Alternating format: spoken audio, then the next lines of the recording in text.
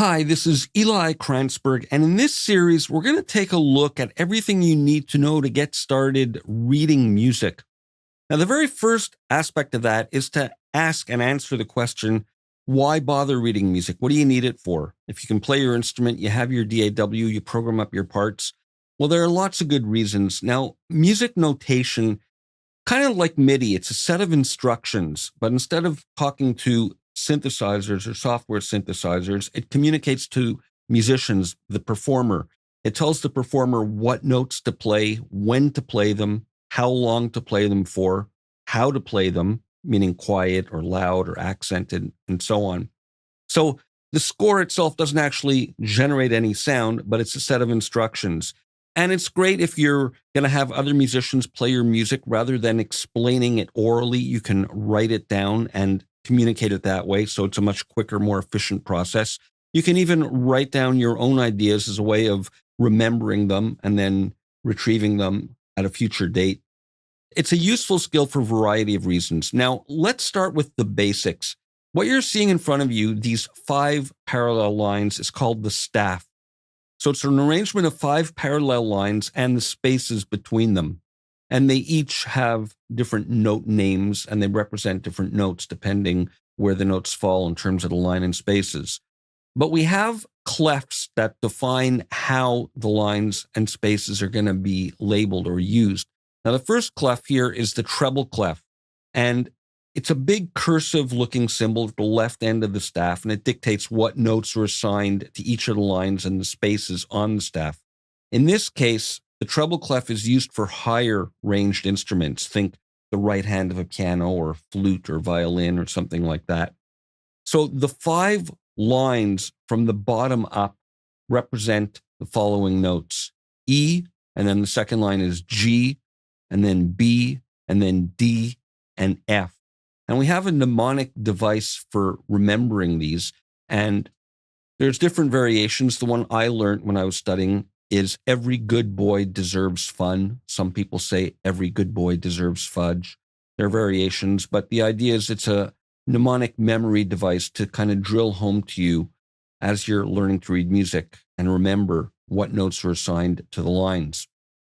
Now, for the spaces from the bottom up, the notes are F on the first space, then A, and then C, and then E. And the acronym for that is obvious. It's FACE. So that's how you remember the names of the notes for each of the spaces. So we have E, and then F, and then G, and then A, and B, C, D, E. So it goes up diatonically up the notes of the keyboard or scale. Now, another clef that we use for lower registered instruments is called the bass clef, and it's used for bass, acoustic bass, electric bass, the left hand of a piano, trombone, tuba, and it represents the lower range of musical notes. So the 5 lines from the bottom up are G, B, D, F, A, and these are a third lower than what we see in the treble clef, where G is over here, B is over here, D is here, and F is there. So it's a third lower, but it's also an octave lower. So the acronym for this, to remember it, is, and again, there are different variations, but the one I learned is golf balls don't fly away. Some people use good boys don't fool around, but as I say, this is the one I used, and it's just a mnemonic device to help you remember.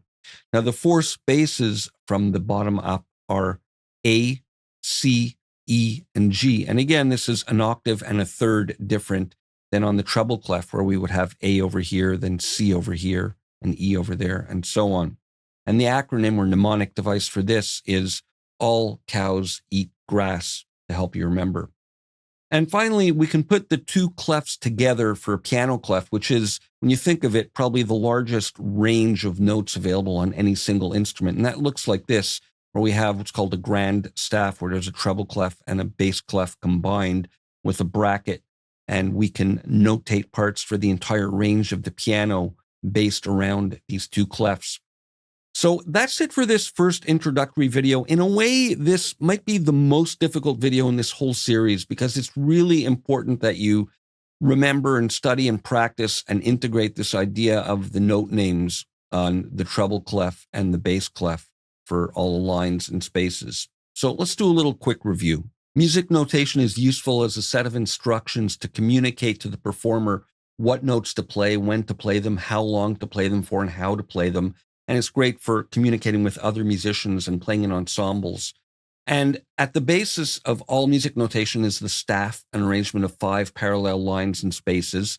And we have a clef that's a big cursive-looking symbol at the left of the staff, and it dictates what notes are assigned to each of the lines and spaces. Now, treble clef and bass clef are the most common, but there are some other more esoteric clefs that are used, like tenor clef, that are used for viola and other orchestral instruments. But basically, treble clef is used for higher ranged instruments, and the 5 lines are E, G, B, D, F. We use Every Good Boy Deserves Fun to help remember them. And the 4 spaces from the bottom up are F, A, C, E, or face. And the bass clef is used for lower range instruments. The 5 lines are G, B, D, F, A. Golf balls don't fly away. And the 4 spaces up are A, C, E, G. All cows eat grass. We'll continue with more in the next video.